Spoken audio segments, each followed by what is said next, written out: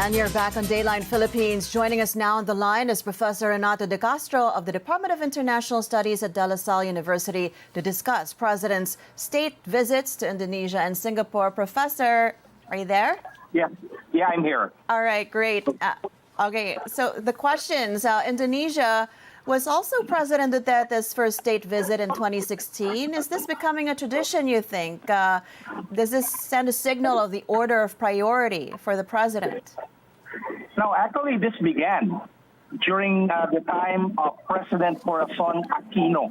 After EDSA, because the pattern before 1986 was to visit Washington, D.C. first. But after the EDSA revolution, President Corazon Aquino made it a point to visit Indonesia.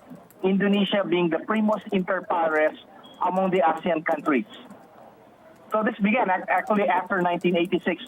What the current president is doing is simply following what began during the term of the successor of his late father after EDSA, 1986.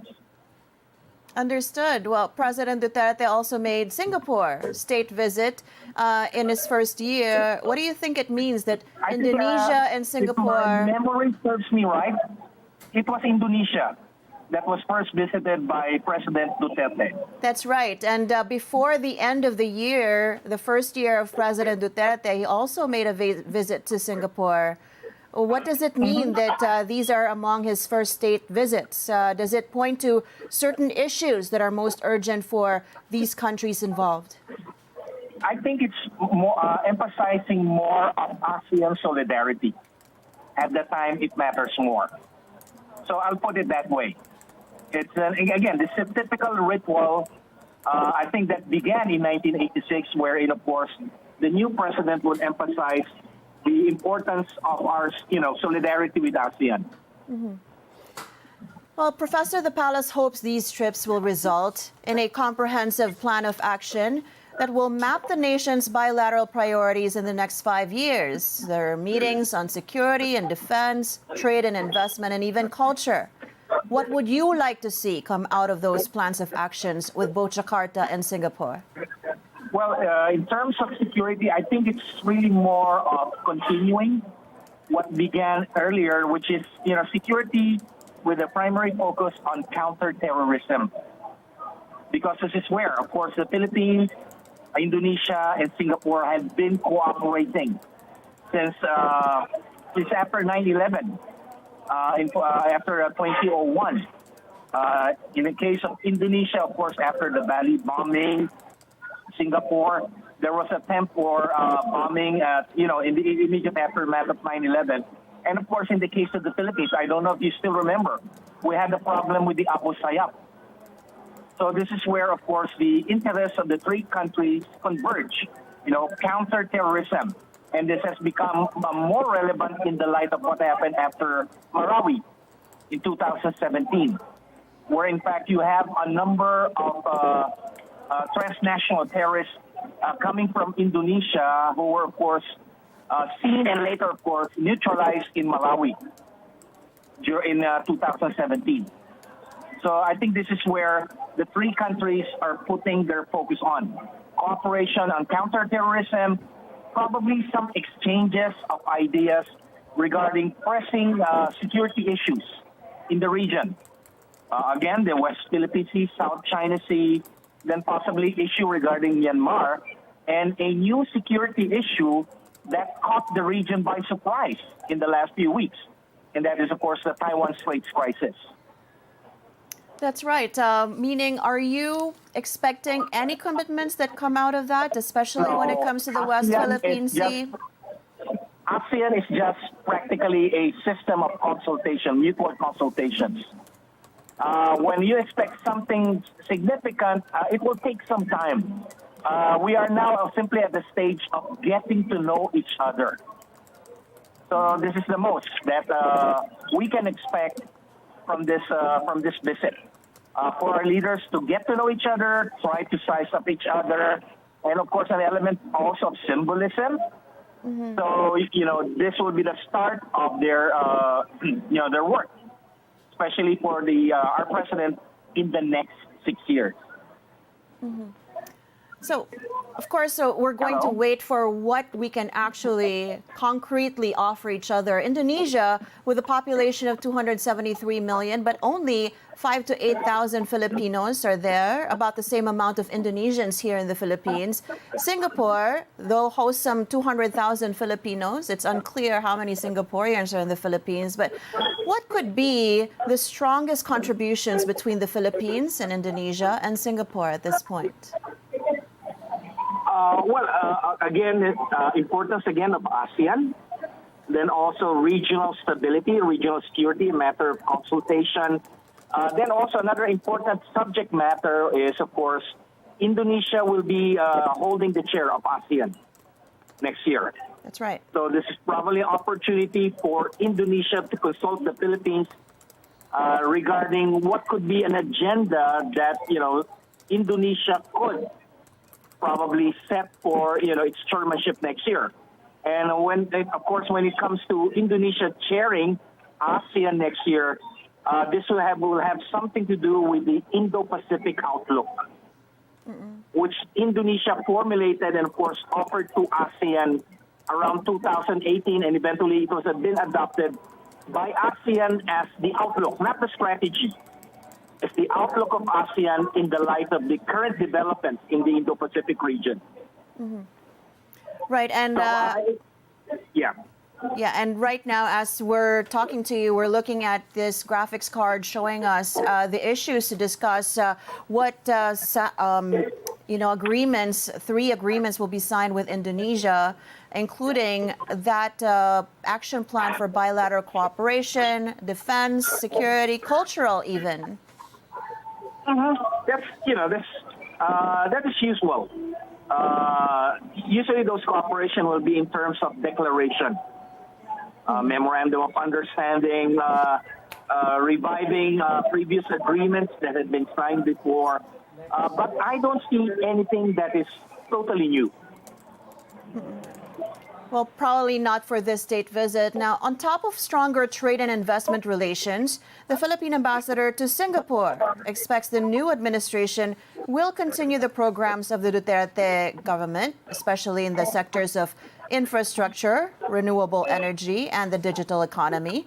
Mindanao is targeted to be Singapore's next investment destination. There seems to be a growing reliance on this relationship with the Lion State. How does it benefit the Philippines geopolitically, especially when we're looking at new issues like the China-Taiwan Strait issue? Well, of course, it's important to look at the development of Mindanao. Hopefully, the Philippines could offer something new to the Singaporean investors. That there's now, of course, greater stability in Mindanao, and probably we won't have the repeat of what happened in May 2017. Of course, we also have to consult Singapore because, again, Singapore has this very important, dynamic relation between Taipei and Beijing. That's right. Hopefully, we could learn something on how Singapore manages its one China policy. I don't know. I'm just thinking out loud. From my take, this will be an opportunity for our new president to learn the ropes from 2 of our most important ASEAN partners, Indonesia and Singapore. Well, meanwhile, we have the budget's deliberations ongoing in Congress. That's for 2023, and the Office of the President is asking for almost 900 million pesos for local and foreign missions and state visits. That's 67% more budget than the Duterte administration's final OP budget in 2022 for the same purpose. Even with inflation, what does this signal to you, Professor?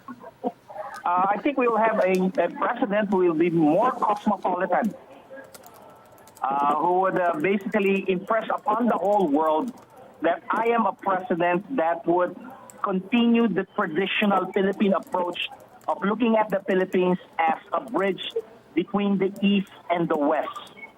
This is, of course, a sign that he's breaking away from what I would call the anti-Western foreign policy of the Duterte administration. So the fact that yes, this budget means probably he will again visit Western capitals, probably starting with, I'm not capital, of course, New York, where you, of course, have the United Nations General Assembly, probably a working visit to Washington, D.C. in November, probably visiting EU capitals and even Australia. Those are countries that the former President Duterte, consciously avoided, sending a signal, sending an anti-Western foreign policy, supposed to be an independent foreign policy, but if you have to analyze it now, it's simply anti-Western. So, and I think, the signal of that greater budget means greater trips not only to Asia, but in other parts of the world. would you say that this type of foreign policy, it's still independent, but it actually, as you're saying, bridging the East and the West, would you say that this is consistent with the foreign policy that his father had applied before? His father his father was fantastic when it comes to foreign policy. You have to understand how he conducted foreign policy. From 1965, then, of course, when martial law was declared, he made a number of breakthroughs during his term as president. Number one, of course, a major accomplishment of his late father was, of course, in 1967. The Philippines is one of the original member states of ASEAN, 1967. Then balancing our foreign policy then with Washington vis-a-vis, of course, our Southeast Asian roots. Of course, he was pressured by President Johnson to send troops to South Vietnam during the Vietnam War. But at the same time, he was strengthening our relationship with countries like, for example, Indonesia. After, of course, you have the coup that overthrew the Communist Party Indonesia and led, of course, to the emergence of a more moderate regime under President Suharto. So they were good partners then, President Marcos, then the original Lee Kuan Yew. So again, this is a reflection of the fact that what is inspiring him is, of course, not the previous administration, but, of course, the foreign policy of his late father. We can have the whole program discussing Philippine foreign policy from 1965 to 1986. And in that thread, that's actually an important insight right there, but also in that thread of bridging, the Philippines bridging East and West, which state visits or official trips of President Marcos would you like to see him focus on? What foreign policy are most urgent to act on at this time? The importance of balance. The key word right now, not only in the Philippines, but of course in ASEAN and Southeast Asia, is to find the right balance given the light of the U.S.-China strategic rivalry. So that we hope that, of course, this rivalry would remain just a matter of competitive. It will not become really confrontational. And this will provide countries in the region, including the Philippines, the ability or the opportunity to find to play this very delicate and very sensitive balancing act.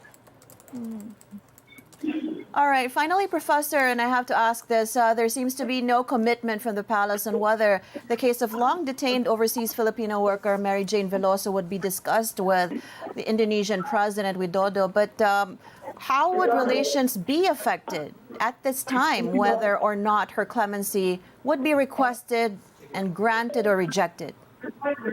I think it will be discussed on the side. This is where, of course, the ASEAN spirit would come in. That among ASEAN countries, we have this sort of, I would call a unique special relationship. That this could be handled not through the formal diplomatic means, but through the informal channel. This is, an element of ASEAN creativity. All right. On that note, Professor Renato De Castro of De La Salle University, thank you so much for sharing your thoughts with us. We appreciate it. Thank you very much for giving me the opportunity. Have a great weekend. We appreciate it, sir. Happy weekend. Thank you.